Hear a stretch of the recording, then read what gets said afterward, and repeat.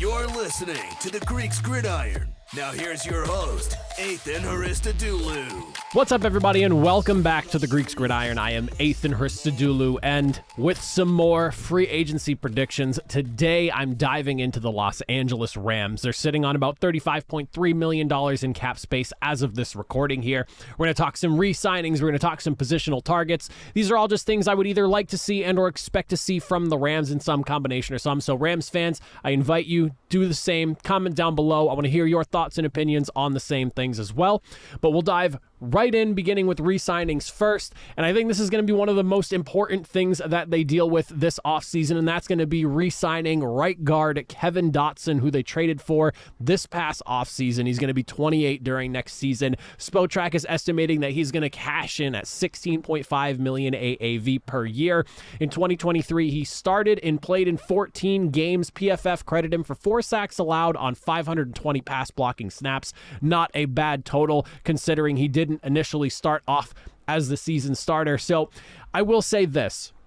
This is very expensive. This is one of those situations where you're going to end up putting in a lot of money at the guard position, which some people are more inclined to pay a lot more for, like maybe your left tackle, your right tackle, but good offensive line play seems to be becoming more of a rarity in the NFL these days, and I don't really understand the reasoning as to why. I'm sure there's a very nuanced reason for it, but it seems like it is becoming harder and harder to come across great offensive line play, even on the interior, exterior, wherever you want to look at it. The price is high, but I do think that it is one of those re-signings that you need to do. You went and traded assets. Granted, there was a lot of swapping of picks in the trade as well to go get this guy, and I think it would be an absolute mistake to, just because the deal wound up working far better than maybe you anticipated, and you opt to let him walk because the price tag has gotten so high. I think that offensive linemen as a whole, I guess I should say, they're all worth paying for. Good offensive linemen that you can trust in, and in someone like Kevin Dotson, who was a large reason as to why Kyren Williams was able to be so successful this past season, as the interior of that O-line was bullying people all season long. This is one of those guys you cannot let get away from you in free agency. The sooner they get him locked up, the better. I think ideally, if you're the Rams, you don't even let him sniff free agency. You lock him up, try to work with him on a deal. Again, $16.5 million is a lot of money per year, but in my opinion, well worth it. Next guy we're going to be looking at here, and this is someone that might necessarily be on the highest of importance for some people, but is one of those guys that, in my opinion, being an undrafted free agent in 2020 and turning out the way he has over the last couple of years, is someone worth keeping, and that is defensive lineman Michael Hoyt. He's going to be 27 during the midpoint or so of next season, but he's a restricted free agent, so not someone that's just going to be allowed to walk. There is some nuance to what's going on with his current situation here, but starting in all 17 games last year, 81 tackles, 7 for a loss. He had, I believe it was 6 or 8 sacks on the season here. I forgot to write the number down, but then also 16 pressures on top of that. Again, undrafted signing in 2020, the type of progression and story that you want to see from a guy who you brought on your roster as just a body that, you liked his talents, you wanted to see what you could do with him, and it turns out he was a guy that you could trust in to play pretty much as a starter for the last season or in some change. This is the type of guy that you re-sign. Now, here's the deal. Being a restricted free agent, things are a little bit different with how it's handled. You could opt to tender him and then just match whatever team is willing to offer a contract to him. There's a number of things that could really happen with this, but however it winds up, sorting itself out, whether you want to say Michael Hoyt is a starter or not, I do think that he is somebody you want to have on this roster regardless, because whether he's someone you go into next season as a starter again, or if he's just going to be a depth rotational guy that you could use on passing downs or just whenever someone needs relief, he is the type of guy that you want to have on your roster and fill your roster out with. I think it'd be a big mistake to let him walk. And then the third guy that I have listed here, my third and final one, and again, this isn't every single thing, just a handful of guys that I picked out from the free agent list that I was looking at here.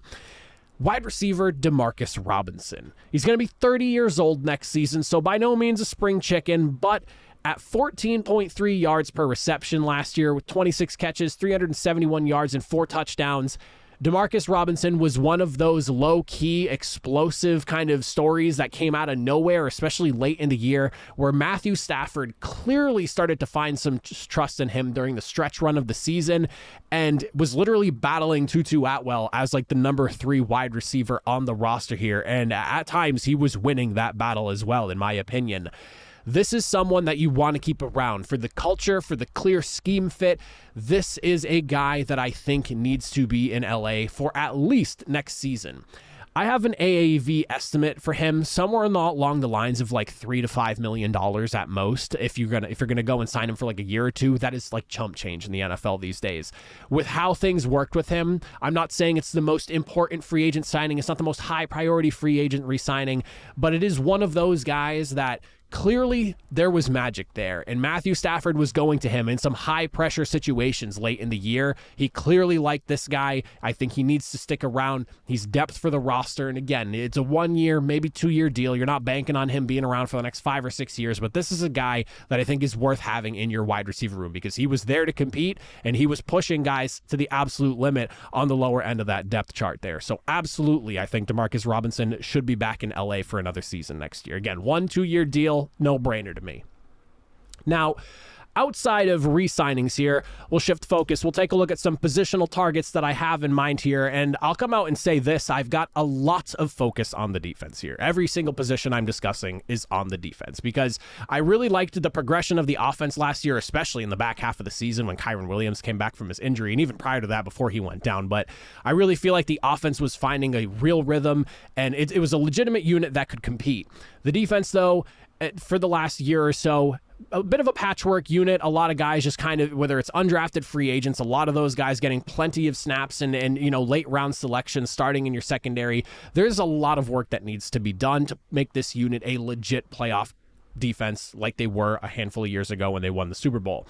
And the first position that I'm looking at is going to be at cornerback. Your team was 20th in passing yards allowed last season, 22nd in touchdowns through the air allowed as well. I do think that the cornerback room itself was a very stark example of what a patchwork unit looks like in the NFL, and honestly probably played greater than the collective talent that was on that secondary roster. So I do think that going into free agency and trying to get your legitimate cornerback one, like your Jalen Ramsey type guy, the guy that is going to lead your secondary, should be something that's pretty high up on the list. Now, there's some pretty solid starting quality guys, but I really like the idea of the Rams going after L'Jarius Sneed as the guy.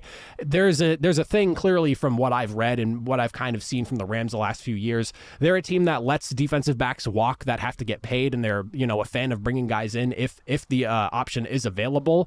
And so I do think that going after a guy like L'Jarius Sneed kind of fits that MO in a sense. And odds are, if you're bringing in L'Jarius Sneed, you're probably letting Ahkello Witherspoon walk. So, you're basically swapping Witherspoon for Sneed. I think, in my opinion, that's a pretty solid swap and upgrade for your secondary there. Even with Ahkello Witherspoon being your best cornerback on the roster last year, I do think bringing in a guy like Sneed mitigates that loss. The second position we'll be looking at here, I'm looking at the interior of the defense here in the middle, inside linebacker. I'm looking for a solid upgrade here. And now with a lot of money being allocated to the cornerback position, I'm not going to sit here and say, go sign the best corner, go sign the best linebacker. I'll be a little bit realistic with my expectations here after a cornerback signing. And I'm looking at something like within the second tier of linebackers that could be available. In the inside linebacker market as a whole is a very robust one this year in free agency. And I think that there's a lot of guys that you could come away with, whether it's like the top tier guys or the guys that are maybe a step below, that you could target and add to this defense that would be an immediate upgrade to your linebacker room.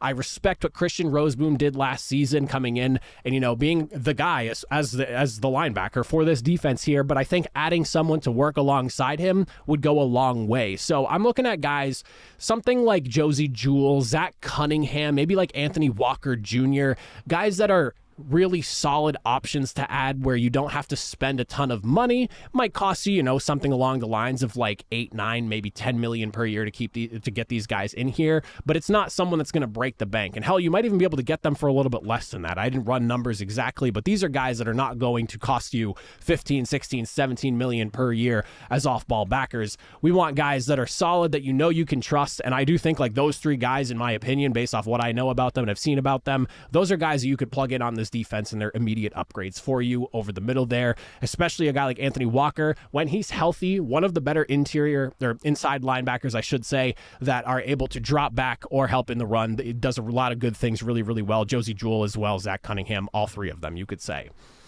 And the last position that I'm looking at here, and one that, again, kind of goes back to the whole idea that the Rams are a team that are very willing to let defensive backs walk as a whole, like anyone from the entire secondary, and they'll opt to make changes need be, whether it's through the draft or maybe just bringing somebody else in. It just seems like it's a recurring theme for their unit, at least the last few years while Sean McVay's been there. And I'm going to look at the safety position. You have both Jordan Fuller and John Johnson set to hit free agency, and with that history of allowing defensive backs to walk, I think we could potentially see at the very least a new face, or even maybe 2 in the secondary at the very top of that unit there. Luckily, this is a very, very deep safety class, like one of the deepest safety free agent classes coming up this year. Some of the guys that could potentially be hitting the open market that are all starting quality caliber guys. You have Cameron Curl, Jordan Whitehead, Xavier McKinney, Kyle Duggar, Antoine Winfield Jr., Julian Blackman, Geno Stone, Deshaun Elliott, and there's guys that I didn't even mention on that list as well, but that's, what is that, 1, 2, 3, 4, 5, 6, 7, 8 guys just off the rip, guys that you could go after and get. And I listed 8 guys, and realistically, there's probably going to be like 10, 11, maybe even 12 potentially starting quality safeties that could be on the market. I would say the likelihood that around maybe 5, 6 of those guys being actually available is very high. You could go in, you could let either one of your safeties walk, maybe retain one of the other ones, and then keep one of those guys, or maybe let them both walk, sign one of the people that I just mentioned here, and then draft another one in April. However you choose to go about to do it. If there was ever a year where you were going to maybe make some changes as far as the safety position is concerned, this is a very good year to do it with a lot of high potential upside. And some of those guys that are on that list that I just mentioned, handful of them are either maybe just slightly older, or maybe have a slight injury history sandwiched between some really good seasons, maybe breakout guys. Like it's very robust, and it's very much, very, very varied is not the way I want to say it, but it's a varied group of safeties and situations where there is a lot of potential for these guys to be available. And I think if you're looking to rework your secondary, especially at the safety position, there's not really a better season, or off season rather, to do it. This would be the time to do so. So if the Rams are going to stick with kind of their quid pro quo with the way they do that kind of stuff, this would be the year for it. But those are some positions that I would like to see the Rams go after. Some of the important guys that I think are worth re-signing for the Rams this offseason. Again, Rams fans, I invite you in the comment section down below to do the same. But that is it for me. As always, if you made it to the end, I greatly appreciate it. Let me hear from you guys. I'll see you all next time. Have a good one.